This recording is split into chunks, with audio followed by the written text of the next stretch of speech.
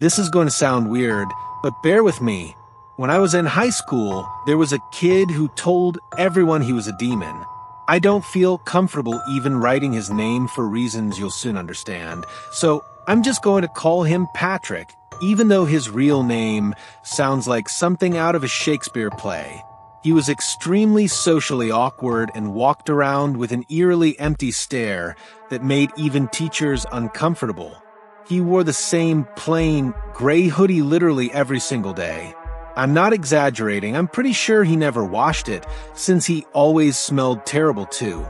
He was decently short and pretty average looking, although you wouldn't really be able to tell, because he always had his hood up. He never took his sunglasses off, not even indoors. Eventually, teachers stopped asking him to remove them, because he would never listen anyway. Now comes the weird stuff. Patrick didn't have any friends, but had this strange tendency to adopt people. What I mean by that is, if he liked you, something he could decide randomly one day, he would walk up to you and say, "You're adopted," meaning you were part of his circle or whatever. Apparently, this made you safe from him, or at least that's what he said. He didn't really like many people, though, so very few were ever adopted. I was one of those few. Looking back, it was probably because he had a crush on me. None of us believed his whole demon spiel. Everyone just assumed he was a troubled kid, which he definitely was. Oh, I should probably mention that this all took place in Wayne, Pennsylvania, where I grew up. Another girl I used to be friends with, Gabby, had also been adopted by him. Patrick's crush on her was a little more obvious, and all my friends knew it. One day, my friends and I were hanging out on the dugouts behind our high school, killing time and doing God knows what. It was me, Gabby, Laura, and Luke. I can't exactly remember how it happened, but the topic of conversation drifted to Patrick's crush on Gabby. We were all laughing about it, and Gabby was pretty obviously embarrassed. I can't remember what nickname we used to substitute for Patrick's real name. It was too clunky, but this time, I distinctly remember Laura using his real name. The third time she said it, I swear on my life, Patrick appeared out of nowhere and jumped on top of the dugout with a baseball bat in his hand. It wasn't scary in the typical sense, but it was one of the most unsettling things I had ever seen up until that point. We quickly stopped talking, nervous that he might have overheard us. He didn't say anything, though. He just stared at us. I gave him a little wave, and he nodded in acknowledgement before jumping back down to the ground and swiftly walking away. Once we were sure he was gone, the four of us burst into laughter, finding humor in how weird the whole encounter was. But on the inside, I was still a little disturbed. The next incident I remember was significantly creepier and impossible to laugh about. I was at Laura's house, and the two of us were hanging out in her room. Her parents were home. I'm not exactly sure what we were talking about, but once again, Patrick's name was said 3 times between the two of us. Not even 10 minutes later, we heard Laura's front door slam shut. Confused, we went downstairs to see if one of our other friends had decided to stop by. Laura was friends with everyone, and her parents were super chill, so people often came and went unannounced. However, Laura's mom had beaten us to the door.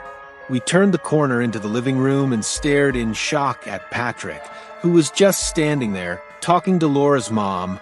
She asked him what he was doing there, to which he literally replied, "I was summoned." Laura's mom made some small talk, but we were completely freaked out. It was creepy.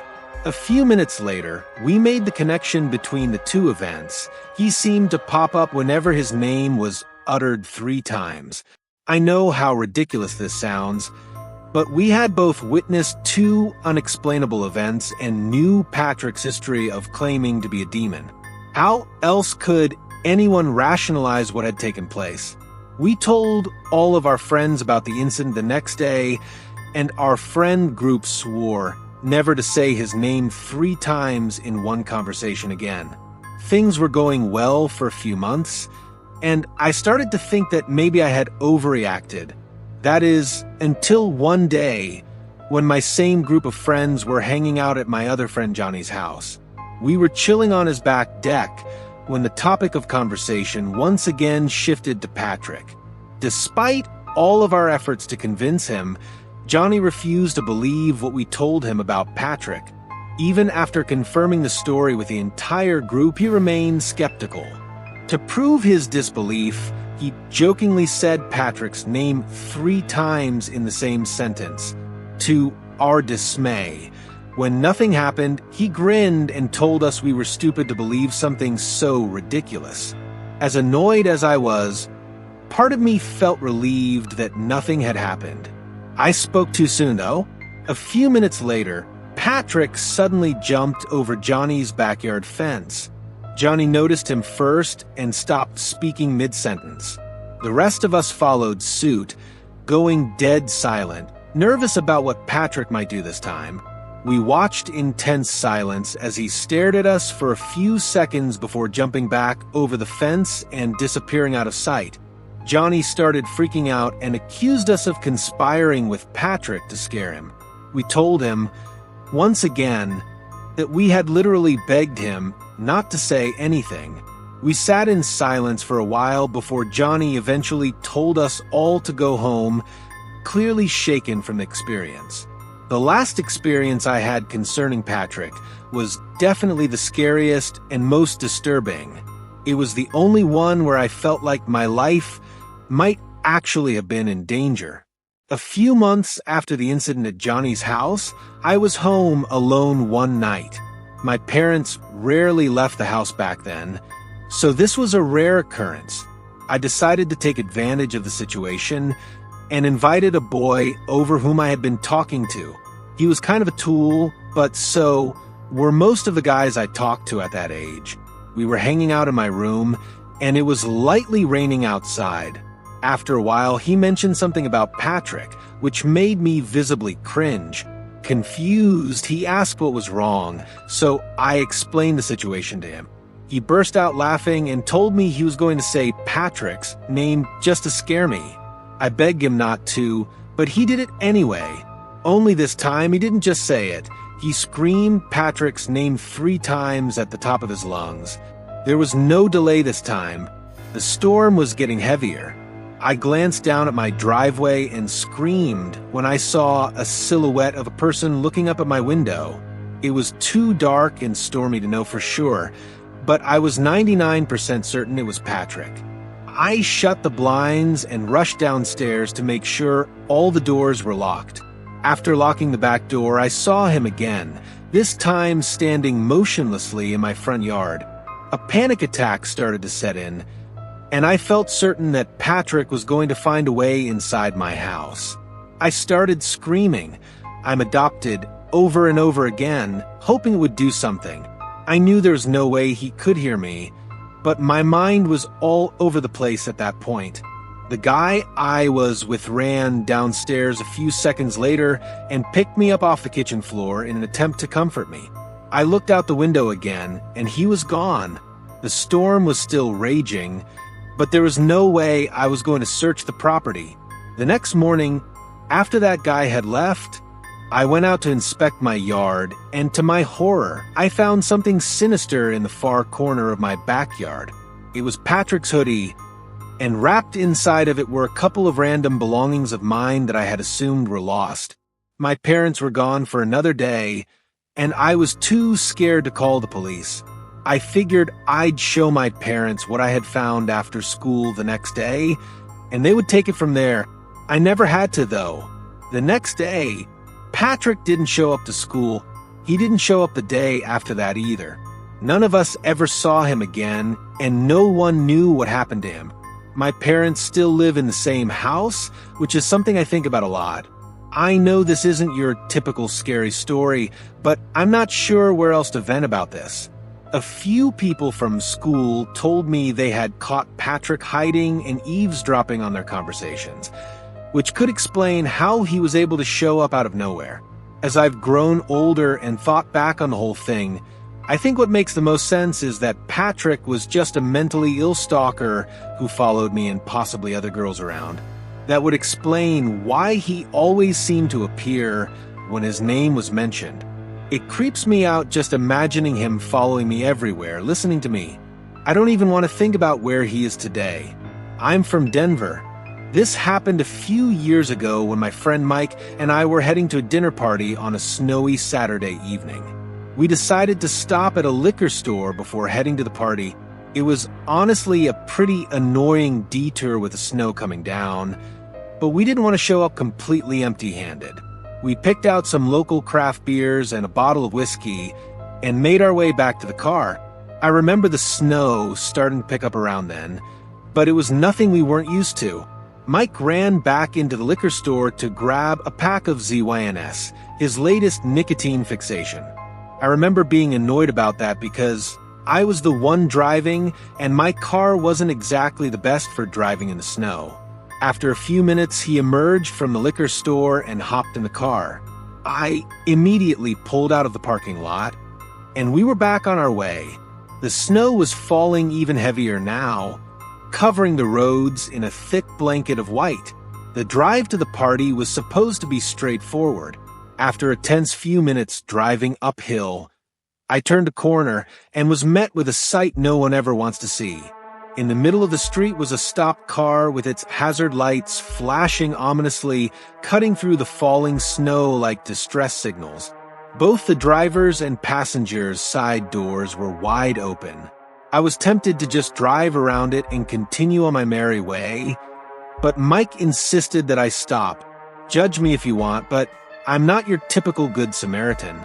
I've been through way too much BS in my life that has ultimately resulted in a deep distrust of strangers. I told Mike that we were late, but he urged me to stop in a concerned voice. Mike had gotten me into trouble before with his childlike curiosity, but this time felt different. He was kind of right. I really didn't want to get out of the car, though nervous about the situation. I asked him if we could just wait a few more minutes, which he reluctantly agreed to. We sat there, watching the eerie blinking of the hazards against what was otherwise a beautiful snowy backdrop. Nothing happened, which surprised me a little. Eventually, Mike had enough and decided to investigate. Before I could stop him, he stepped out of the car. I watched with a rising sense of apprehension as he approached the vehicle. As he was doing so, I could have sworn I saw something dark move out of the corner of my eye. It might have been my worried mind playing tricks on me, but the situation was becoming worse with every passing second. Not even 10 seconds later, I thought I saw the car jolt slightly, as if something had moved in the trunk or back seat. Again, maybe my mind was playing tricks on me, but I didn't care. I made a split-second decision and slammed on the horn, startling Mike, who had been inspecting the inside of the vehicle. He understood what I was communicating and sprinted back to the car.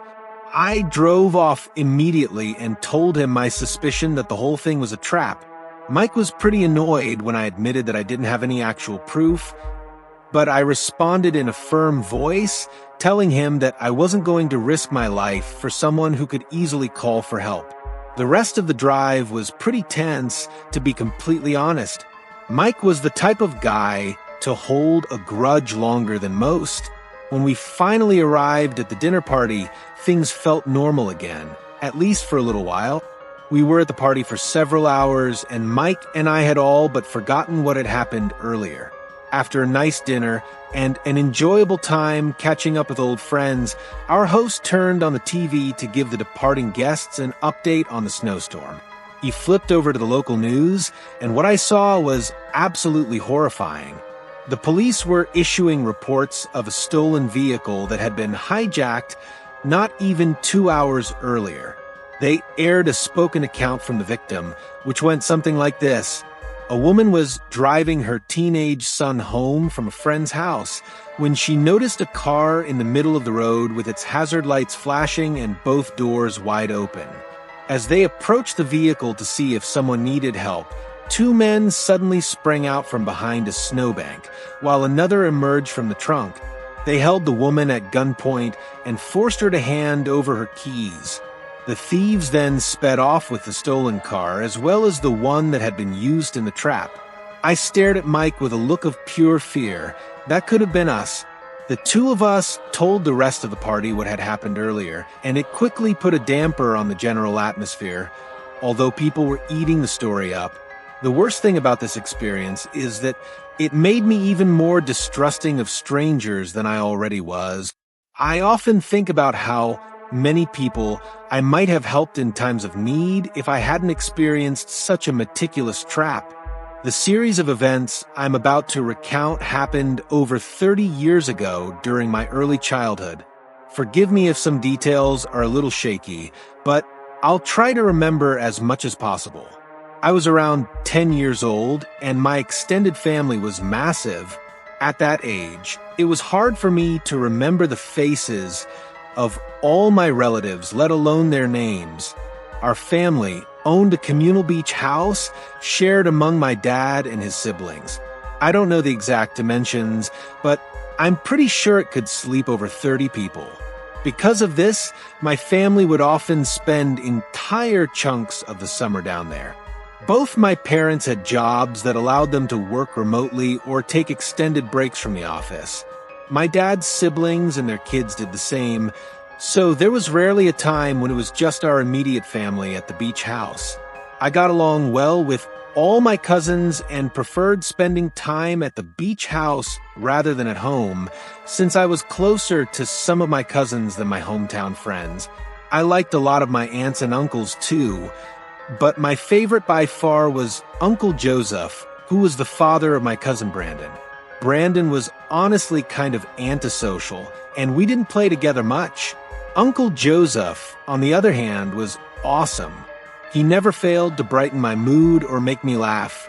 In addition to being great with kids, he was a licensed therapist and psychiatrist. I often turned to him in times of need, and there's a decent chance he knew more about me than my parents did. I confided in him regularly, and there was nothing I felt uncomfortable sharing. That summer, I began having tremendously graphic nightmares. I do remember one dream distinctly. It was one of those false awakening dreams. I woke up and went downstairs to meet my parents for breakfast, just like I would on a typical morning. But when I got downstairs, they weren't in the kitchen, and there was no food on the dining table. Panicked, I ran back upstairs and barged into my parents' and siblings' rooms, but no one was there. The rest of the dream was basically me crying on my bedroom floor, wondering why everyone had abandoned me. After 3 or 4 nights of experiencing the same nightmare, I decided to tell Uncle Joseph about it instead of my parents, out of embarrassment. He listened with a concerned expression as I described the kinds of things I was experiencing, even jotting down notes in his little notebook. He instructed me to do some meaningful internal self-reflection, explaining that something was likely clawing at my subconscious. But what kind of self-reflection was I supposed to do? I was only 10 years old. He told me he'd mull things over and that I should come back to him if the nightmares persisted. Of course they did. A few days and several more nightmares later, I gave Uncle Joseph an update. He told me he had been thinking about my situation and believed he had figured out what was going on in my brain. I trusted him. After all, he was a therapist. I assumed he had dealt with similar situations in the past and considered myself lucky that he was helping me. When I asked him what I should do, I admitted that this newfound knowledge scared me a little. He assured me it was perfectly normal to feel scared and that most of his adult patients reacted in the same way. He also said it was natural for me to disagree with his diagnosis, because dreaming often implies subconscious feelings that the brain refuses to accept. That explanation made some sense to me at the time. Then he gave me some strange advice. He told me that over the next few days, I should try being slightly more disobedient toward my parents. He encouraged me to say no more often and to argue with them when I didn't get my way. So that's exactly what I did. For 3 days after talking to him, I behaved so uncharacteristically that my parents became concerned. They told me they didn't like my recent behavior and that I had better quit it. It killed me to upset them like that, but I couldn't stand having nightmares every single night.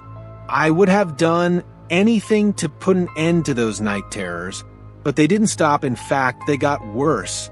More graphic, more disturbing, and more vivid. It was too much for me to handle.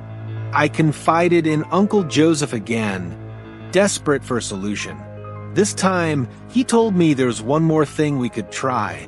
I begged him to tell me what it was, but he seemed hesitant. After several minutes of pleading, he finally revealed it. He told me that my brain was too mature for my young body and that I needed to set it free. Obviously, I had no idea what he meant by that. When I pressed him for more details, he simply said that if I had one more nightmare, he would tell me exactly what I needed to do. I went to sleep terrified that night. I didn't want to set my body free, whatever that meant. That night, something strange happened. I actually woke up before having a nightmare. In all the days this had been going on, I had never woken up before the nightmare started. This was something new. For some reason, I was scared to move or even breathe too loudly. It wasn't sleep paralysis, but I was frozen in fear. I lay there staring at the wall, unsure of what I was doing, for what felt like a full minute. And then I heard something I will never forget, no matter how hard I try, whispering right next to my ear. It was Uncle Joseph's voice. I was sure of it. I turned over and screamed, which sent him flying back. He quickly left the room and shut the door behind him. I sat there in a cold sweat, part of me convinced I was still trapped in a nightmare. Instead of going back to sleep, I ran to my parents' room and told them everything. I told them about the nightmares, about Uncle Joseph, everything. My dad didn't waste a second. He stormed into Uncle Joseph's room and confronted him. My uncle, of course, denied everything, but my dad was a big guy and wasn't one to be intimidated. A fight broke out between them, and in the scuffle, my dad snatched the satchel Uncle Joseph always carried with him. Uncle Joseph scrambled to gather up his things and basically ran out of the house, jumping into his car and speeding off into the night. After he was gone, my dad started going through the satchel. What he found inside was sickening. There were pages and pages of dream-related content, both handwritten notes and printed articles. Articles about inducing dreams, specifically nightmares. Personal notes about different techniques, previous experiments, and data he had collected over time.